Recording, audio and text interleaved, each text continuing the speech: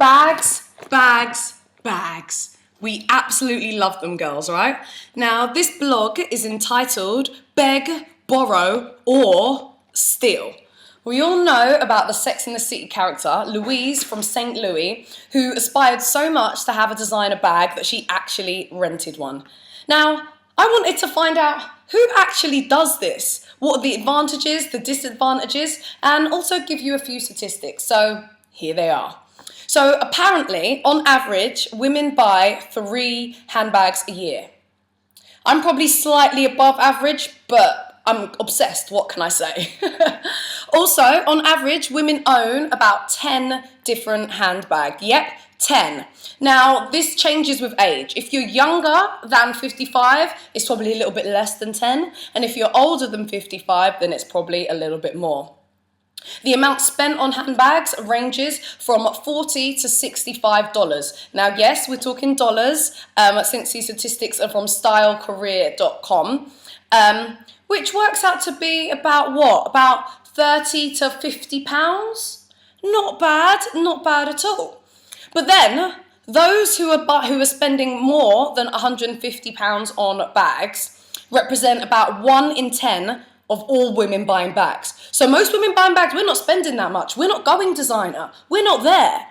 But 1 out of 10 women who buy bags spends more than $150 on bags. Now let's face it, $150 on a bag, on the grand scheme of things, is not that bad. I personally haven't done it, but it's not that bad when you think about how many thousands designer bags can cost.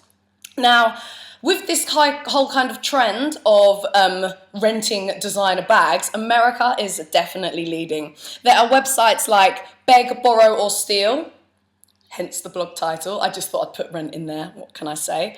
Also from Bags to Riches.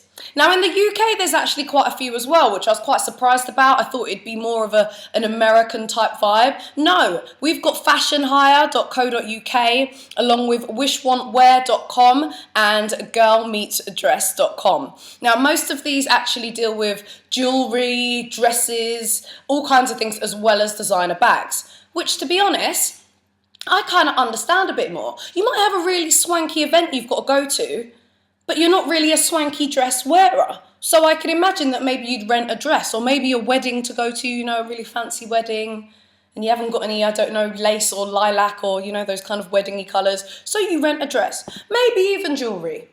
You know, I'm feeling a little bit like I need a pick-me-up. Maybe I'll rent some diamonds or something expensive, I don't know. But when it comes to renting bags, I'm a little bit like, do I get the same enjoyment from it if I rented it as if I bought it?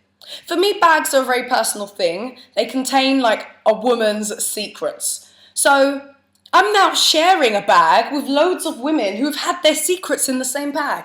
Something about that doesn't sit well with me. But I've got some other advantages and some disadvantages as well.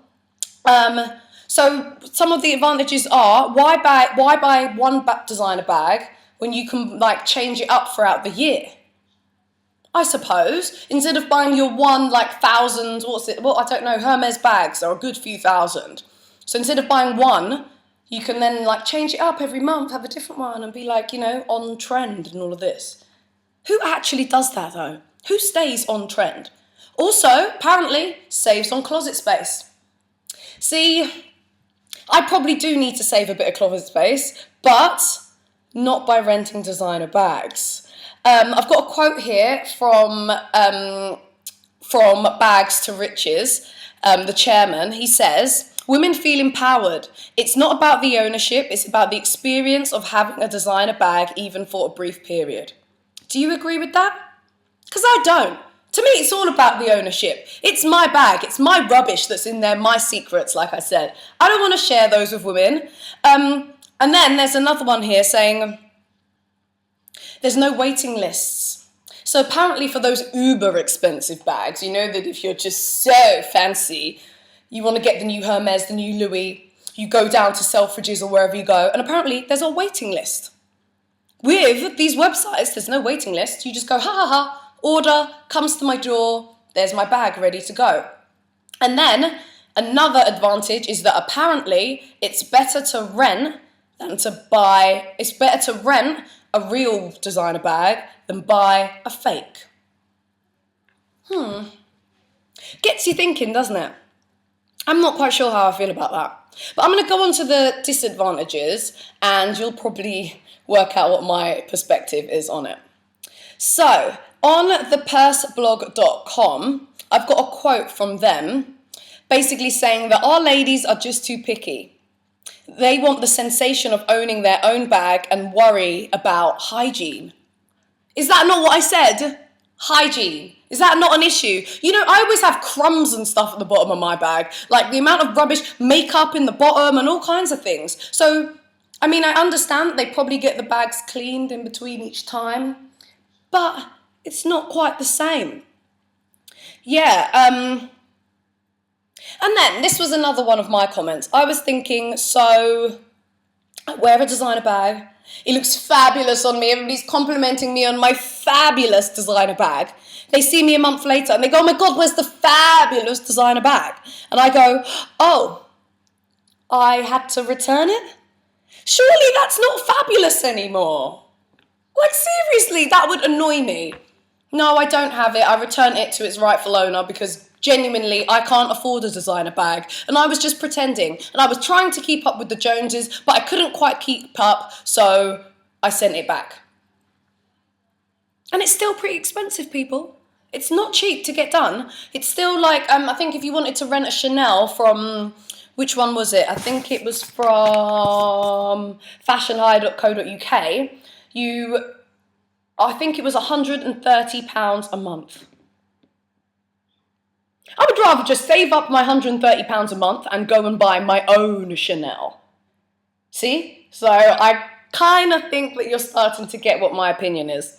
I feel like it's something that is for older women. Apparently the age bracket starts from 24, 25 up to like 50 odd, where it's these women that are actually doing this. The kind of women that can afford to buy a designer bag, but would rather have many throughout the year. See, because I'm not there yet. I'm not there. I could probably, afford to buy a designer bag, but I would feel like I'm punching above my weight. You know when that happens? Just be happy with where you are. So what if you can't afford a designer bag? And to be honest, I'm kind of against fakes too, because I would know it was a fake, and it's all about how you feel about it, and it's not really about the image that's portrayed to other people. I feel like it's a little bit, keeping up with the Joneses, kind of saying, I can afford this, but really you can afford this. A bit, I think I'm Louis Vuitton, but really you're Primark. Tell me your thoughts. Let me know what you think about renting designer handbags below. I'll try and answer your questions, and thanks so much for listening. See ya.